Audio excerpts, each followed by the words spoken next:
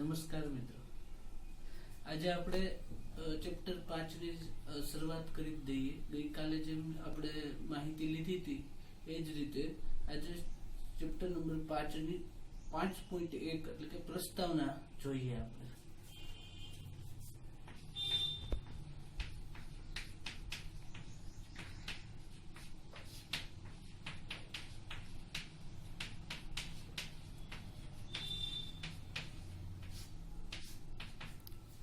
ગતિના નિયમો શું છે? ગતિના નિયમો ગતિના નિયમો જાણવા માટે પહેલા આપણે એ જાણી લઈએ કે ચેપ્ટર 3 માં આપણે ગતિનું ચર્ચા કરી હતી, ચેપ્ટર 4 માં ગતિની થોડી ચર્ચા કરી હતી, પણ મહત્વનું શું હતું એની અંદર, અથવા તો આપણે શું જોયું હતું તો કે નિયમિત ગતિ કરવી હોય કોઈ પદાર્થને તો એના માટે વેગની જરૂર છે.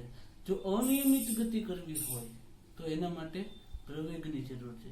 પણ આ નિયમિત ગતિ માટે વેગ જરૂરી છે, અનિયમિત ગતિ માટે પ્રવેગ જરૂરી છે. પણ કોઈક ગતિનો કંટ્રોલ કરવા માટે શું કરવું? આ ગતિને કંટ્રોલમાં કેવી રીતે લેવી? આ ગતિ ઉપર આપણે આપણું કહી શકીએ તો નિયંત્રણ કેમ લેવું? કેવી રીતે થાય છે એનું નિયંત્રણ? એ જાણવા માટે આપણે ચેપ્ટર નંબર 5 માં આવ્યા છીએ. તો ચેપ્ટર નંબર 5 માં આપણે સામાન્ય વાતથી શરૂઆત કરીએ કે આપણે સાદી ભાષામાં કહીએ તો કોઈ ફૂટબોલનો દડો પીડો હોય અથવા તો આપણી પાસે ક્રિકેટનો બોલ હોય. ફૂટબોલનો દડો પીડો હોય તો આપણે એને મારવો હોય અથવા તો આપણે એને પગથી મારીએ ત્યારે એ દૂર જાય છે, મતલબ કે કિક મારવી પડે છે આપણે એના અંદર, બરાબર છે. ક્રિકેટના બોલને હાથમાં લઈને ઊંચે સુધી આપણે ઘા કરીએ છીએ ત્યારે એ ઉપર જાય છે, સમયાંતરે પાછો નીચે આવી જાય છે. પણ આપણે એના માટે એની સાથે સંપર્કમાં આવવું પડે છે. જેવી રીતે વહેતી નદી હોય તો એની અંદર હોડી આપણે કઈ કરવું ન પડે, હલેસા માર્યા વગર હાલી જાય છે. આવા ઘણા બધા ઉદાહરણ આપણે જોઈ શકીએ છીએ, બરાબર ને. વૃક્ષ છે તો વૃક્ષની અંદર એવું છે કે આપણે એને કઈ ટચ નથી કરતા પણ પવન આવે તો વૃક્ષ છે એ હલે છે. અને જો જબરદસ્ત પવન આવે તો કદાચ ભારે પદાર્થ હશે ને એ પણ હલી જશે પવનને લીધે. તો આ વસ્તુથી હું કહેવા શું માંગુ છું તમને?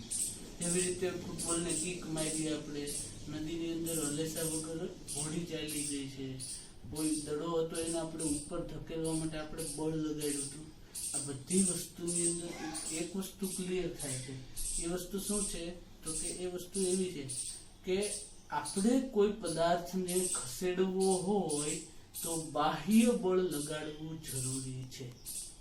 આ બાહ્ય બળ આપણે એના સંપર્કમાં આવીએ તો જ લાગે છે. આવું આપણે આ ઉદાહરણ ઉપરથી શીખ મેળવી છે. કોઈ પણ દડો છે એ ઉપરથી આયલો આવતો હોય, એમને ઢાળ ઉપરથી પડતો હોય. આપણે ઉદાહરણ લઈએ તો ગિરનાર ઉપરથી પાણો પડતો હોય તો આપણાથી રોકાય એવો હોય ને તો આપણે શું કરવું પડે? હામું બળ લગાડીને તો એ રોકાય, બાકી ભૂલી જવાનું, બરાબર ને. ત્યાંથી મોટો પાણો આવતો હોય બગારા લગીને સીધો હાઈવે બની જાય, આપણે એને રોકવા ઊભું રહેવાય નહીં. પણ જો આપણાથી રોકાય એવો પથ્થર હોય અને એ ગબડતો એટલે કે ઢાળ ઉપરથી પદાર્થ પડતો હોય તો આપણે એને રોકી શકીએ. રોકવા માટે આપણે એ પદાર્થ આમ આવતો હતો તો હામું બળ આપણે લગાડ્યું, એટલા માટે આપણાથી રોકાણો છે. પણ આપણે એના સંપર્કમાં તો આવ્યા જ છીએ, બરાબર ને. તો આવી રીતે હરેક વખતે આપણે ક્યાંક ને ક્યાંક જોઈએ તો બાહ્ય બળ લગાડવું પડ્યું છે આપણે, અને આપણે એના સંપર્કમાં આવ્યા જ છીએ. પણ હું તમને એવું કહેવા માંગુ છું કે દરેક વખતે સંપર્કમાં આવવું જરૂરી જ નથી. સંપર્કમાં ન આવીએ તોય બાહ્ય બળની અસર થાય છે. ઉદાહરણ તરીકે હું ને તમે આપણે બે અગાસી ઉપર જઈએ અને અગાસી ઉપરથી ઠેકડો મારીએ તો ક્યાં જવાના છીએ? ઓબ્વિયસલી તમે કહો નીચે જ જવાના છીએ. 100% આપણે નીચે જ પડશું. કારણ શું છે તો કે કોઈ પ્રકારનું બાહ્ય બળ આપણને લગાડેલું નહોતું, આપણે ઓટોમેટિકલી નીચે જ આવ્યા, કારણ કે પૃથ્વીનું ગુરુત્વાકર્ષણ બળ છે એનાથી આપણે ખેંચાણા છીએ. અને એ પૃથ્વીનું ગુરુત્વાકર્ષણ બળ કેવડું છે તો કે આપણી કમ્પેરમાં ઘણું બધું મોટું છે. આપણી પાસે ગુરુત્વાકર્ષણ બળ છે, આપણને કંઈક લાગુ પડતું હોય છે, આપણે વજન કરીએ છીએ, દળ નથી કરતા, બરાબર ને. પણ મહત્વનું શું છે તો કે કયા પદાર્થનું બળ મોટું છે એને આધારે એની ઉપર એ ખેંચાતું હોય છે, બરાબર છે. જેવી રીતે મોટો ચુંબક હોય તો એ ખીલી દૂર પડી હોય તો એને પોતાની પાસે ખેંચી લે છે. એટલે કે બાહ્ય બળ લગાડવા માટે સંપર્કની જરૂર નથી. ક્યારે આવું આપણે મગજમાં હોય તો કાઢી નાખશું, કારણ કે ઉપરના ઉદાહરણો જોયા તો એમાં આપણે જોયું કે બાહ્ય બળ માટે સંપર્કની જરૂર છે, પણ આ ગુરુત્વાકર્ષણ બળ, આ ચુંબકીય બળની અસરને જોઈએ તો આપણને ખ્યાલ આવી જાય કે બાહ્ય બળ કઈ જરૂરી નથી એટલું બધું. બાહ્ય બળ ન લગાડી બાહ્ય બળ તો જરૂરી છે, પણ સંપર્કમાં આવવું જરૂરી નથી. સંપર્કમાં ન આવીએ તો પણ આ બધી જ વસ્તુ શક્ય છે. એટલે કે આના ઉપરથી એટલું સાબિત થાય છે કે બાહ્ય પરિબળો દૂરથી પણ પદાર્થ પર બળ લગાડે છે. હવે મારે આ બધી વાત મેં તમને કરી, જેવી રીતે સંપર્કમાં આવી અને એની ઉપર અસર થઈ, સંપર્કમાં ન આવ્યા તો એની ઉપર અસર થઈ, આવી જુદી જુદી ઘટનાઓ આપણે જોઈ. આપણી સામાન્ય ચર્ચા પ્રકરણ ચાલુ જ થાય છે, જો આપણી પ્રસ્તાવના છે, બરોબર ને. પણ આ બધી ચર્ચાઓમાં ટૂંકમાં શું કહેવા માંગે છે આપણને, તો કે ટૂંકમાં માત્ર એટલું જ કહેવા માંગે છે કે સ્થિર પદાર્થને ગતિમાં લાવવો હોય અથવા ગતિમાન પદાર્થ હોય એને સ્થિર કરવા હોય તો આપણે બળ લગાડવું જરૂરી છે. ચર્ચા માત્ર ચેપ્ટર 3 ને 4 માં ગતિની કરી હતી. આ ચેપ્ટરની અંદર સ્થિરને ગતિમાં લાવવા માટે બળ જરૂરી છે અને ગતિમાનને સ્થિર કરવા માટે પણ બળ જરૂરી છે. આવું બળ પૂરું પાડવા માટે કોઈક બાહ્ય પરિબળ પણ જરૂરી છે જ, બરાબર છે. સ્થિર પદાર્થને ગતિમાં લાવવા માટે બળ જરૂરી છે, ગતિમાન પદાર્થને સ્થિર કરવા માટે બળ જરૂરી છે, અને આ બેય માટે બાહ્ય પરિબળ તો ખૂબ જ જરૂરી છે. પછી આપણે એના સંપર્કમાં આવીએ તો પણ ભલે અને ન આવીએ તો પણ ભલે. સંપર્કમાં આવીએ કે ન આવીએ મહત્વનો મુદ્દો છે નહીં, પણ બાહ્ય પરિબળ જરૂરી છે. એટલું ક્લિયર મિત્રો? પણ હજુ આપણા મનમાં એક પ્રશ્ન તો રહે જ છે. એ કયો? તો કે માની લો કે નિયમિત ગતિમાં પદાર્થ ગતિ કરતો હોય તો બાહ્ય બળ લગાડવું પડે? ક્વેશ્ચન માર્ક થાય છે આપણને. એટલે કે ઉદાહરણ આપું તમને તો બરફ ઉપર કોઈ સ્કેટિંગ કરતો હોય તો એને નિયમિત ગતિમાં જે સ્કેટિંગ કરતો હોય, યોગ્ય સમયમાં યોગ્ય અંતર કાપતો હોય, નિશ્ચિત સમયમાં નિશ્ચિત અંતર કાપતો હોય, આવી નિયમિત ગતિ જો એમની ચાલુ હોય તો એને બાહ્ય બળ લગાડવું જરૂરી છે. શું પદાર્થને નિયમિત ગતિમાં રાખવા માટે બાહ્ય બળની જરૂર છે? આ ક્વેશ્ચન માર્ક છે આપણા માટે, બરાબર છે. આ આપણે આગળના મુદ્દામાં જોઈએ. આ હતી તમારી પ્રસ્તાવના મિત્રો. પ્રસ્તાવનાની અંદર આપણે શું જોયું તો કે આપણે ચેપ્ટર 5 નું 5.1 નામનો મુદ્દો હતો, એની અંદર આપણે માત્ર એટલું જ જોયું કે આપણે ચેપ્ટર 3 ને 4 ની અંદર ગતિની વર્ણનાત્મક જ માહિતી લીધી હતી કે નિયમિત ગતિ માટે વેગ જોઈએ, અનિયમિત ગતિ માટે પ્રવેગની ચર્ચા જોઈએ, પણ આ ગતિનું નિયંત્રણ કેમ કરવું એની ચર્ચા નહોતા કરતા. એની સાથે આપણે આપણા ઘરેલું ઉદાહરણો જોયા કે આપણે કોઈ પદાર્થ પીડ્યો હોય તો એને સ્થિર સ્થિતિમાંથી ગતિમાં લાવવા માંડે, જેમ કે ફૂટબોલનો દડો, તો આપણે એની કિક મારવી પડે છે, બરાબર છે. કોઈ દડાને ઉપર આમ ઘા કરવો હોય તો આપણે બળ લગાડીને એને ઊંચે ઘા કરવો પડે છે. વહેતી નદી હોય તો આપણે હોડી છે કોઈ પણ પ્રકારનું કાર્ય કર્યા વગર પણ ચાલી જાય છે. હવે જુદા જુદા ઉદાહરણોથી જોયા કે આપણે પદાર્થના સંપર્કમાં આવવું પડે. અમુક ઉદાહરણો આપણે એવા જોયા કે ગુરુત્વાકર્ષણની અસર અને ચુંબકીય અસરને લીધે સંપર્કમાં આવ્યા વગર પણ બાહ્ય બળ લાગે છે, બરાબર છે. આ બધી જ ચર્ચા આપણે કરી અને અંતે આપણે એ પણ પ્રશ્ન જોયો કે નિયમિત ગતિ રાખવી હોય અને નિયમિત ગતિમાં બાહ્ય બળ જરૂરી છે કે નહીં, તો આની ચર્ચા આપણે નેક્સ્ટ પોઈન્ટમાં જોઈએ. ત્યાં સુધી મિત્રો આપણે આ જરાક વાંચી લો, પછી આપણે પાછા આગળ વધીએ. Chapter number 5.1.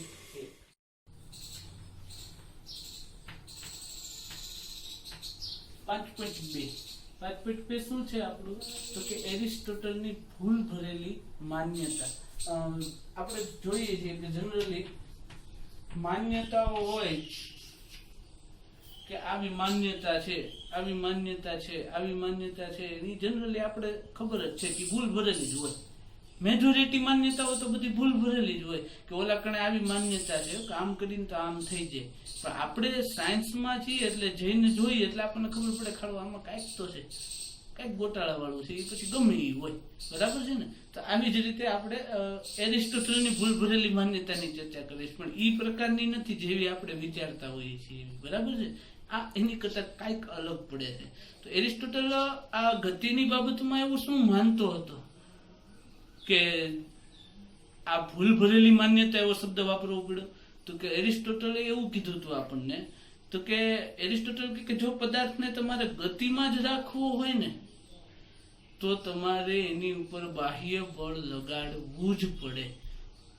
એટલે એને એક ઉદાહરણ આપ્યું આપણને કે તમે ધનુષમાંથી તીર છોડો અને આ છોડેલું તીર છે એને આગળ લઈ જવા માટે પાછળની હવા છે એ તીર ઉપર બળ લગાડે છે. હવે તમને આ માન્યતા કેવી લાગી છે કે નહીં? પ્રશ્ન તમને જ આ માન્યતા કેવી લાગી કે તીર હાલ્યું જાય છે અને એની પાછળથી આપણે હવા છે એ બળ લગાડે છે. એટલે મને તો અત્યારે સીધી જ રામાયણ યાદ આવી ગઈ. તરત જ ઓલી રામાયણ જ યાદ આવે. આમાં પરફેક્ટ રીતે એ સમયની આપણને વિચાર આવી જાય કે તીર હાલ્યું જાય છે અને પાછળથી હવા એને ધકેલે છે એટલે જ તીર એમનેમ રહે છે. બરાબર છે કે નહીં? આપણા હાથમાં ચાની પ્યાલી હોય પૂરી થઈ જાય ત્યાં લગીને તીર ઉડતું જ રહેતું હતું રામાયણમાં. પછી આપણને ખબર પડી કે આ જે કઈ હોય XYZ. બરાબર છે ને? તો આ જ વસ્તુ મારે તમને કહેવાની છે કે એરિસ્ટોટલે આ વસ્તુને આ રીતે રજૂ કરી હતી કે જો પદાર્થ ઉપર બાહ્ય બળ લગાડીએ ને તો એ પદાર્થ ગતિમાં રહે. અને એમાં એને આવું ધનુષનું એક ઉદાહરણ આપીને આપણને સમજાવ્યું. એટલે આપણને ઓટોમેટિકલી ખ્યાલ આવી ગયો કે આ એની વાત છે થોડા ઘણા અંશે પણ એમ કહીએ કે સંપૂર્ણપણે પણ એમ કહી શકીએ કે આ અસત્ય હોય એવું જ લાગે છે. પણ એનો આખો જે કન્સેપ્ટ હતો કહેવાનો એ શું હતો તો કે એનું કહેવાનું તો એટલું જ થતું હતું કે પદાર્થને ગતિમાં ચાલુ રાખવા માટે બાહ્ય બળ જરૂરી છે. આ એનું કહેવાનું મિનિંગ થતું હતું એની વાત ઉપરથી. બરાબર છે? તો આને આપણે સાદા ઉદાહરણથી સમજીએ કે આમાં એની ભૂલ શું હતી. પદાર્થને ગતિમાં ચાલુ રાખવા માટે બાહ્ય બળ જરૂરી છે. હું તમને એક ઉદાહરણ આપું પછી આપણે આગળ વધીએ કે આ ખરેખર જરૂરી છે કે નહીં. તમે હાલ્યા જતા હોય, તમે સાયકલ શીખતા હોય બાય એક્ઝામ્પલ, તમારે સાયકલ ચલાવવી છે તો તમારે સાયકલને ચાલુ રાખવા માટે શું કરવું પડે છે? સમજાય છે કે નહીં? બાહ્ય બળ જરૂરી જ છે સાયકલને ચાલુ રાખવા માટે. તો પછી આ ભાઈ એવું જ કે છે આપણને. બરાબર ને? કે પદાર્થને ગતિમાં ચાલુ રાખવા માટે બાહ્ય બળ જરૂરી છે. તો આમાં ભૂલ શું? તો કે આપણે એક ઉદાહરણથી સમજીએ કે આમાં ખરેખર ભૂલ શું છે. બરાબર છે? તો કે કોઈ નાનકડું છોકરું હોય એટલે કે હું ને તમે નાના તો હતા જ. બરોબર? અને આપણે અનુભવ કરેલો જ છે એટલે આપણી ચર્ચા કરીએ તો વધારે હેલું પડશે આપણને સમજવું. તો કે કોઈ પદાર્થ આપણે વ્યક્તિ છે એ ઓલા રમકડા હતા કે દોરી લઈને ખેંચવા પડતા આપણે. હવે એવું એકાદું રમકડું તમે લઈ લ્યો અને તમે એ દોરીથી ખેંચો તો જ્યાં સુધી તમે એને દોરીથી ખેંચતા હશો ત્યાં સુધી રમકડું તમારી પાછળ પાછળ પાછળ પાછળ હાલ્યા છે. હવે તમે જેવું ખેંચવાનું બંધ કરી દેવો એ ભેગું શું થાય? એ રમકડું ઊભું રહી જાય. તમે રાઈટ? આ જ વસ્તુ થવાની છે. કારણ તો કે એ હવે આપણે પછી સમજીએ પણ પહેલા આપણે આ મુદ્દો સમજીએ. બરાબર છે? એનું કારણ શું છે એની ચર્ચા પછી કરીએ આપણે કે એ રમકડાની દોરીથી ખેંચીએ ત્યાં લગીને જ એ રમકડું હાલે છે અને જેવી આપણે દોરીથી ખેંચવાનું બંધ કરીએ છીએ એટલે એ રમકડું ઊભું રહી જાય છે, સ્થિર થઈ જાય છે. આપણે આપણી ભાષામાં સમજીએ, આ તો ટેક્સ્ટ બુક નું એક્ઝામ્પલ હતું. આપણું એક્ઝામ્પલ સમજીએ તો આપણે પૈડા લઈને ફરતા. આ પૈડાને આપણે જ્યાં લગીને આમ હાથ મારે રાખતા ત્યાં લગીને પૈડું હાલ્યું જતું અને પછી આગળ વાળાને ભટકાય એટલે તો કે પૈડું આપણું છે જ નહીં. આવું કરતા આપણે. બરોબર? તો આપણે આ ચર્ચા નથી કરવી અત્યારે, પણ જનરલી આપણે એ પૈડાને મારવાનું બંધ કરીએ એટલે ઓટોમેટિકલી આગળ જઈને પૈડું ઊભું રહી જતું. આવું થતું હતું. રાઈટ? આવું થાય એટલે આપણને ખ્યાલ આવે છે આનાથી કે તો આમાં આની ભૂલ ભરેલી માન્યતા શું છે એ આપણને ક્વેશ્ચન થાય છે. તો એને આપણે કહીએ કે જો પદાર્થને માત્ર તેના ઉપર છોડી દેવામાં આવે તો બધા જ પદાર્થો અંતે તો કેવા થઈ જાય છે? સ્થિર જ થઈ જાય છે. તમે સાયકલ ચલાવતા હોય અને તમે બળ લગાડવાનું બંધ કરી દો તો અંતે તો તમારી સાયકલ કેવી થઈ જવાની છે? સ્થિર જ થઈ જવાની છે. તો એરિસ્ટોટલની આ બાબતમાં ભૂલ શું છે? કારણ કે એરિસ્ટોટલ કેવા શું માંગે છે કે પદાર્થને ગતિમાં ચાલુ રાખવા માટે બાહ્ય બળ જરૂરી છે. જો મિત્રો યાદ રાખજો, ગતિ અને બળની ચર્ચા કરીએ છીએ કે ગતિમાં ચાલુ રાખવું હોય તો બળ લગાડવું પડે છે. બરાબર છે? તો આમાં એની ભૂલ ક્યાં હતી? તો કે ભૂલ એટલી જ હતી કે આ પદાર્થ ગતિમાં રાખવા માટે આપણે આ સ્થિર થઈ જાય છે એનું કારણ શું હતું? તો કે સ્થિર થઈ જવાનું કારણ માત્ર ને માત્ર એક જ હતું તો કે એ જમીન સાથે જે સંપર્કમાં હતું આ સંપર્કને લીધે જમીન દ્વારા એ પદાર્થ ઉપર ઘર્ષણ નામનું આ પિક્ચરનું વિલન. બરાબર છે? આપણા આ ટોપિકનો મેઇન પોઈન્ટ આ ઘર્ષણ દ્વારા, ઘર્ષણ નામનું બળ લાગે છે અને ઈ ઓપોઝિટ વિરુદ્ધ દિશામાં લાગે છે પદાર્થ ઉપર, એટલે કે ઘર્ષણ દ્વારા આ પદાર્થને ઈ સ્થિર કરી દેતો હતો. જો આપણે આ ઘર્ષણને નિવારી શકીએ તો આ પદાર્થ છે એ એની ગતિ એમનેમ ચાલુ રાખી શકે. આપણો આગલા પોઈન્ટનો મુદ્દો હતો કે નિયમિત ગતિમાં પદાર્થને બાહ્ય બળ લગાડવાની જરૂર છે કે નહીં. જો પદાર્થને નિયમિત ગતિમાં રાખવો હોય તો ઘર્ષણનું નિવારણ કરવું ખૂબ જ જરૂરી છે. હું કે તમે જ્યારે બળ લગાડીએ છીએ ત્યારે શું કરીએ છીએ તો કે જે પદાર્થને જે દિશામાં જવું હોય એ જ દિશામાં બળ લગાડીએ છીએ. એટલા માટે પદાર્થ એ પોતાની મૂળ દિશા જાળવી રાખે છે અને આગળ ને આગળ ચાલ્યો જાય છે. જો આપણે એની દિશાની વિરુદ્ધ દિશામાં બળ લગાડીએ તો પદાર્થ સ્થિર થઈ જાય છે. તો આ કામ કોણ કરે છે તો કે આપણે જમીન સાથે જોડાયેલા હોય તો સાયકલ જ્યારે બળ લગાડવાનું બંધ કરી દે છે ત્યારે ઓટોમેટિકલી તમને ખ્યાલ જ હશે કે ઘર્ષણ બળ એટલું વધી જાય છે કે જેને લીધે સાયકલ ઊભી રહી જાય છે. આ જ વસ્તુ કે ઘર્ષણ બળને જો આપણે નિવારી શકીએ તો આપણે આપણી નિયમિત ગતિ છે એને ચાલુ રાખી શકીએ. અથવા તો આપણા મુદ્દાનો જે આગલા મુદ્દાનો પ્રશ્ન હતો એ એમ કહી શકીએ કે જો ઘર્ષણ ન હોય તો નિયમિત ગતિ કોન્સ્ટન્ટ એક ધારી એમને ચાલુ ને ચાલુ રહી શકે છે. જો ઘર્ષણ ન હોય તો નિયમિત ગતિ છે એને બળ લગાડવું પડે ને અને એમને ચાલુ રહે છે. બરાબર છે. પણ ઘર્ષણ તો હરેક જગ્યા ઉપર લાગવાનું છે. હું અત્યારે અહીંયા ઊભો છું તોય કોઈ ઘર્ષણ લાગતું હશે ને મારે બળ લગાડવું પડતું હશે એટલે હું ઊભો છું. અને તમે પણ વિડીયો જોવો છો તો ત્યારે તમારે આ અસર થતી જશે. તમારા હાથમાં મોબાઈલ છે, તમે મૂવમેન્ટ કરો છો અથવા તો તમે બેઠા છો તો એના ઊભા રહેવા બેહવા માટે તમારે બળ લગાડવું પડે છે. કોઈ સ્થિર પદાર્થ હોય એને સ્થિર રહેવા માટે સામે બળ લગાડવું પડે. જો એ બે બળો નાબૂદ થાય તો જ એ પદાર્થ સ્થિર રહે છે, નહીંતર તો એ ગતિમાં આવી જ જાય છે. બરાબર છે. તો આને આગળ લઈ જઈએ તો કે આમ જોઈએ ને તો આખા વિશ્વમાં કોઈ પણ પદાર્થ તમે લઈ લો તો એની અંદર ઘર્ષણ અને શ્યાનતા આવા ગતિના વિરોધ કરવા વાળા બળો તો હોવાના જ છે. ક્યાં કીધા મેં? ઘર્ષણ અને શ્યાનતા.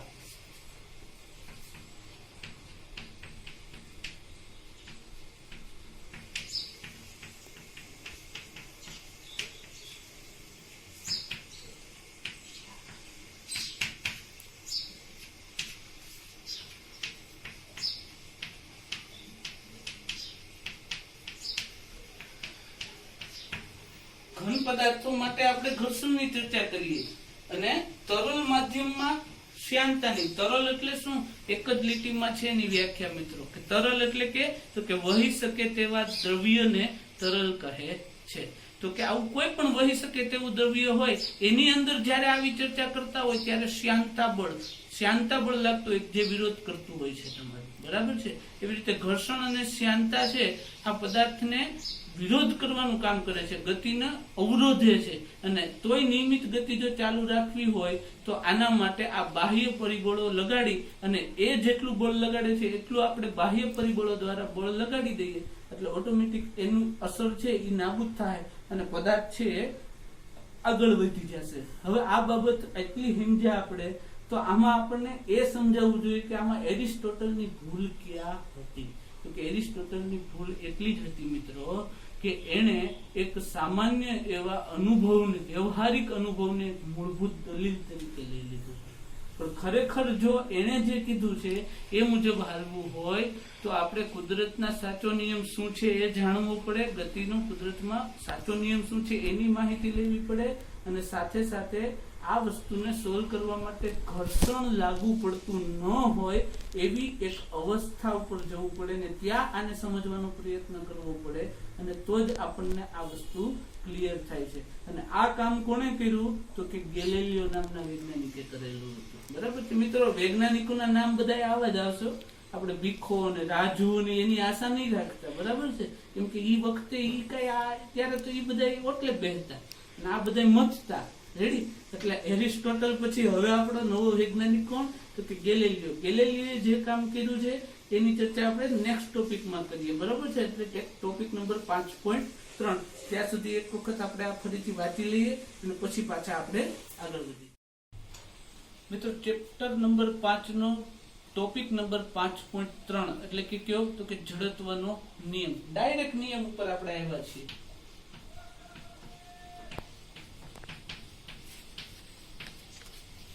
દેશી ભાષામાં આપણે એક શબ્દ બોલતા હોય છે જડ જેવો, રેડી, પણ આપણે આનો નિયમ ભણવાનો છે, બરોબર. જડત્વનો નિયમ છે, કાંઈક એની સાથે કનેક્ટેડ હશે. જડ જેવો શબ્દ છે એની હારે જોડાયેલું છે શબ્દ, એટલે કાંઈક હશે, બરોબર છે. જોઈએ આપણે આગળ આમાં શું આવે છે, કારણ કે અત્યાર સુધીની ચર્ચામાં એરિસ્ટોટલ હતો હીરો, હવે પછી આવી ગયા ગેલિલિયો, બરોબર છે. ગેલિલિયો એવું શું કર્યું હતું કે ગેલિલિયો ડાયરેક્ટ જ આપણને કોઈ પ્રયોગની મદદથી સમજાવ્યું કે હું ભાઈ ઘટના છે, ખરેખર શું થાય છે. તો કે એને પહેલા તો આપણને આ પાટિયું લીધું, આવું પાટિયું લીધું, બરાબર છે. આપણે માની લેવાનું આ પાટિયું જ છે એમ, બરાબર છે. પછી તમે પાછું પાટિયું ગોતવા નીકળ્યું નહીં, ભેગું થાય, બરાબર છે. એટલે આવું એક પાટિયું લીધું ને અહીંયા એક બોલ મૂક્યો એને, અને આ બોલને એને ગતિ કરાવી. આ બોલને જ્યારે એને આમ ગતિમાં લીધો, અહીંથી મૂક્યો, એટલે એ ગતિમાં સીધો જ નીચે આવી ગયો. એ એને જોયું, આપણને ખબર જ છે, બરાબર છે. પણ ગેલિલિયો વખતે કદાચ આ નવું હોવું જોઈએ, એટલે એને આ પ્રયોગ કર્યો. પછી ફરી પાછું જોયું તો કે આ ગતિ કરે છે ત્યારે પ્રવેગિત થાય છે, વેગમાં વધારો થાય છે, એટલે કે પ્રવેગિત થાય છે. ફરી પાછો આને આજ પ્રયોગ કર્યો, આ પાટિયું આમ મૂક્યું, આ પાટિયું મૂકીને અહીંથી બોલને ગબડાવ્યો. આ બોલને ગબડાવ્યો તો અહીંયાથી પાછો હામો ધક્કો માર્યો.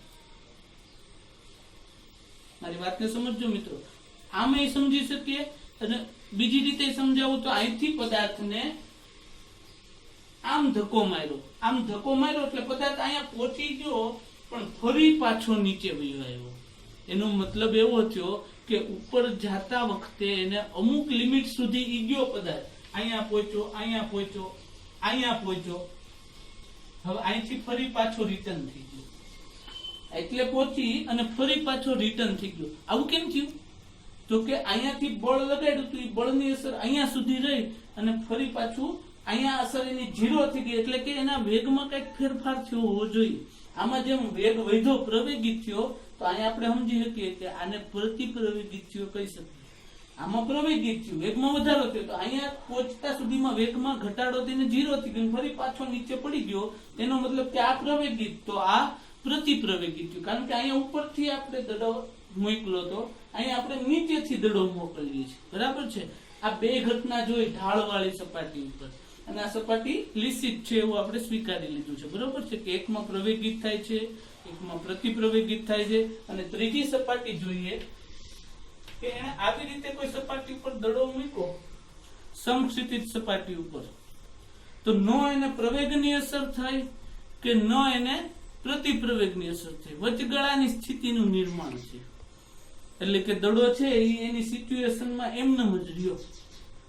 એટલે આના ઉપરથી ગેલિલિયોએ એવું તારણ કાઢ્યું કે જો ઢળતા સમતલ વાપરવામાં આવે તો સ્થિર સ્થિતિમાંથી મુક્ત કરેલો પદાર્થ છે એ પ્રવેગિત થાય છે, અને જો ઢળતા સમતલ ઉપર નીચેથી બળ લગાડવામાં આવે દડાને, તો આ ગતિ કરતો પદાર્થ છે એ અમુક સમયે અથવા તો અમુક અંતર કાપીને પ્રતિપ્રવેગિત થાય છે.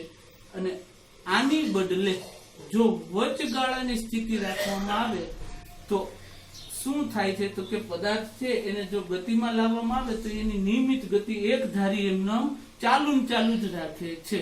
તો આનો મતલબ એવો થાય કે આ નિયમિત ગતિ જો કોન્સ્ટન્ટ ચાલુ રાખતું હોય તો ત્યાં ઘર્ષણની ગેરહાજરી છે, અને જો આગળ જતા અટકી જતું હોય તો ત્યાં ઘર્ષણ હાજર છે. આ વસ્તુ ક્લિયર થાય છે, બરોબર છે. પણ આને આપણે બીજી રીતે સમજવાનો પ્રયાસ કર્યો કે જ્યારે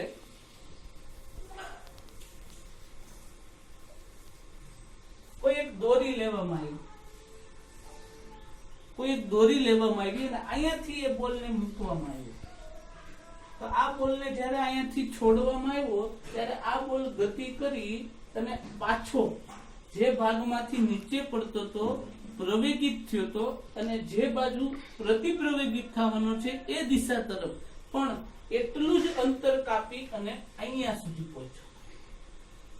કહેવાનો મતલબ એવો છે મારો મિત્રો કે પદાર્થને જ્યારે આવી દોરી રાખવામાં આવે અને અહીંયાથી છોડવામાં આવે છે ત્યારે જેટલું પ્રવેગિત થાય છે એટલો જ સામે પાછું એટલું જ ઉપર ચડે છે. અને જો ઘર્ષણ ન હોય, જો ઘર્ષણની ગેરહાજરી હોય, જો ને તો છે હો મિત્રો, જો ઘર્ષણની ગેરહાજરી હોય તો જેટલા અંતરેથી જેટલી ઊંચાઈથી તમે પદાર્થને છોડ્યો છે ને સામે એટલી જ ઊંચાઈ ઈ પ્રાપ્ત કરશે. આ શ્યોર છે, બરાબર છે. પછી આ ઘટનામાં એને જોયું તો સફળતા મળી એટલે એને બીજો પ્રયોગ કર્યો.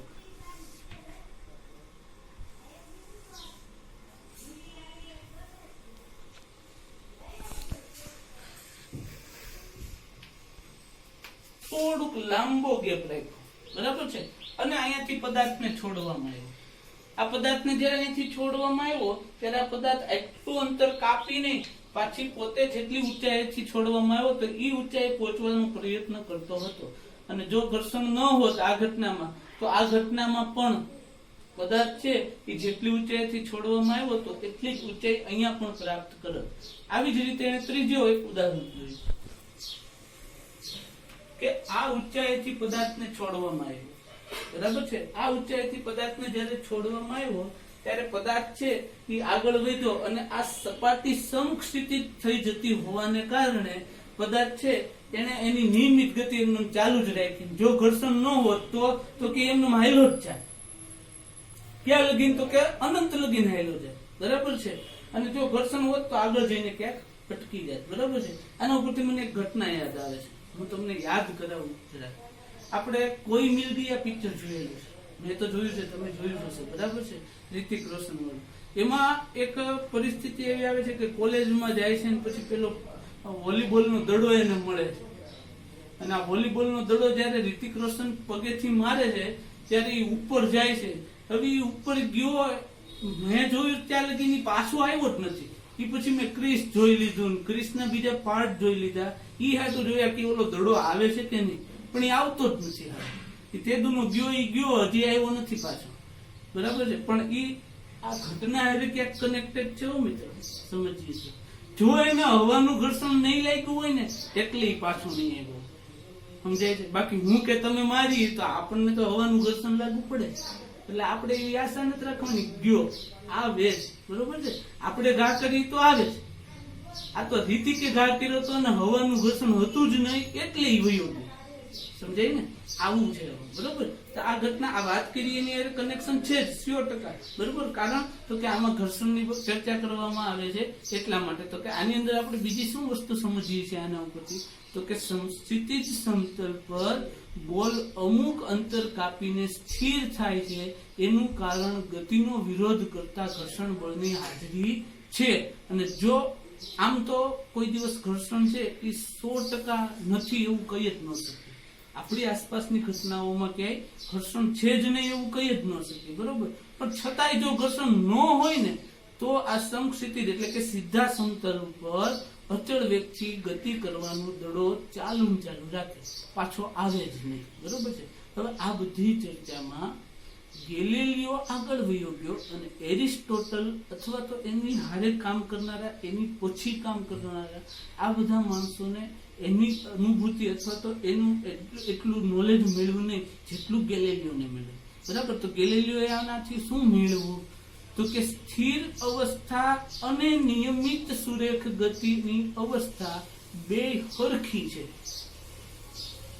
સમજો મિત્રો, જો સ્થિર અવસ્થા હશે તો એને ઘર્ષણ લાગતું હશે એટલું જ સામું બળ દડા દ્વારા કે જે પદાર્થ રાખ્યો છે આ સ્થિર છે તો આ ગતિમાં નથી, એનો મતલબ શું થયો, તો કે આને નથી કોઈ વેગની અસર, નથી કોઈ પ્રવેગની અસર, તો જ આ સ્થિર ને સ્થિર છે. તો આને સ્થિર રહેવા માટે પણ બળ લગાડવું પડતું હશે. જેટલું બળ નીચેથી લાગે છે મારા હાથ દ્વારા એટલું જ બળ ચોક દ્વારા મારા હાથ ઉપર લાગતું હોવું જોઈએ, તો અને તો જ આ પદાર્થ સ્થિર રહી શકે. જો મારા હાથનું બળ વધી જાય તો આ પદાર્થ હલવા માંડશે, અને જો ચોકનું બળ વધી જાય કદાચ, બરાબર છે, જો ચોકનું બળ વધી જાય તો મારો હાથ હલવા માંડશે, બરાબર છે. પણ જો નથી હલતું તો એનો મતલબ એવો થાય છે કે મારા હાથનું બળ જેટલું લાગે છે ને એટલું જ ચોક દ્વારા મારા હાથ ઉપર બળ લાગે છે, એટલે આ પદાર્થ સ્થિર છે. આવી જ રીતે જો ગતિમાં પદાર્થ હોય તો એની નિયમિત ગતિ એને ચાલુ રાખવી હોય તો જેટલું બળ ઘર્ષણ દ્વારા લાગતું હોય એટલું જ બળ એ પદાર્થ દ્વારા ઘર્ષણ ઉપર લાગે તો બેયનું બળ ચોખ્ખું બળ કેવું થઈ જાય? શૂન્ય થઈ જાય. પરિણામી શૂન્ય થઈ જાય તો એના કારણે એ નિયમિત ગતિ છે એ એની કોન્સ્ટન્ટ નિયમિત ગતિ ચાલુ ને ચાલુ રાખી શકે. આવું ગેલિલિયોએ આપણને કીધું. બરાબર છે. અંતે આપણે ક્યાં મુદ્દા ઉપર આવ્યા છીએ તો કે જો કોઈ પદાર્થને ગતિમાં જ રાખવો હોય તો એને બાહ્ય બળ લગાડવું જરૂરી છે. પણ ઈ શા માટે? તો કે ઘર્ષણનો વિરોધ કરવા માટે. ઘર્ષણ જે દિશામાં લાગતું હોય એની ઓપોઝિટ દિશામાં તમે જો બાહ્ય બળ લગાડો તો પદાર્થ છે એ નિયમિત ગતિ જાળવી રાખે છે. અને સ્થિર રહેવા માટે પદાર્થ ઉપર ઘર્ષણ બળ લાગતું હોય એટલું જ બળ જો પદાર્થ લગાડવા માંડે એટલે પદાર્થ સ્થિર રહે છે. તો આને અંતે આ જડત્વનો નિયમ આપણે કેવો આપી શકીએ તો કે જો ચોખ્ખું બાહ્ય બળ શૂન્ય હોય, બે દ્વારા લાગતું બળ જેટલું અહીંથી લાગે છે એટલું જ આ બાજુથી લાગે, તો બે બળ જો શૂન્ય થઈ જાય, સામે સામું પ્લસ માઇનસ 0 થઈ જાય, તો સ્થિર પદાર્થ હોય એ પોતાની સ્થિર અવસ્થા જાળવી રાખશે અને ગતિમાન પદાર્થ હશે તો એ પોતાની નિયમિત ગતિની અવસ્થા જાળવી રાખે છે. અને આના ઉપરથી એક જ લીટીમાં કેવું હોય તો જડત્વનો નિયમ એટલે કે શું? તો કે ફેરફારનો વિરોધ. માત્ર ને માત્ર જડત્વનો નિયમ એટલે એટલું જ કહી શકીએ કે ફેરફારનો વિરોધ. ફેરફારનો વિરોધ એટલે શું? તો કે સ્થિર હોય તો સ્થિર રહે અને ગતિમાં હોય તો ગતિમાં રહે. પણ ક્યારે? જો ચોખ્ખું બાહ્ય બળ શૂન્ય હોય તો. બરાબર છે. આ હતો આપણો જડત્વનો નિયમ. કુલ ટોટલ કરીને આપણે મુદ્દો નંબર 1 જોયો 5.1 કે જેની અંદર આપણે પ્રસ્તાવના જોઈ હતી. પછી આપણે જોયું મુદ્દા નંબર 5.2 કે એમાં આપણે એરિસ્ટોટલની ભૂલ ભરેલી માન્યતા જોઈ હતી. એમાં બે મુદ્દા મહત્વના સમજ્યા, ઘર્ષણ અને શ્યાનતા. બરાબર છે કે જે ઘન પદાર્થ ઉપર લાગુ પડે છે અને તરલ માધ્યમમાં જોવા મળે છે. અને અંતે ત્રીજો મુદ્દો આપણે જોયો 5.3 જડત્વનો નિયમ. જડત્વના નિયમ કઈ રીતે લખાય? તો કે જડત્વનો નિયમ આપણે શું કહી શકીએ? ફેરફારનો વિરોધ. કે જો પદાર્થ પર લાગતું પરિણામી બાહ્ય બળ શૂન્ય હોય તો ગતિમાન પદાર્થ છે પોતાની નિયમિત ગતિ જાળવી રાખે છે અને સ્થિર પદાર્થ છે એ સ્થિર રહે છે. ઓકે, અહીંયા સુધી આજે આપણે ભણ્યા ચેપ્ટર નંબર 5 નું 5.1, 5.2 અને 5.3 જોયું. આપણે એક વખત એને જરાક વાંચી લેશું અને ફરી પાછા આપણે નેક્સ્ટ પીરિયડમાં આગળ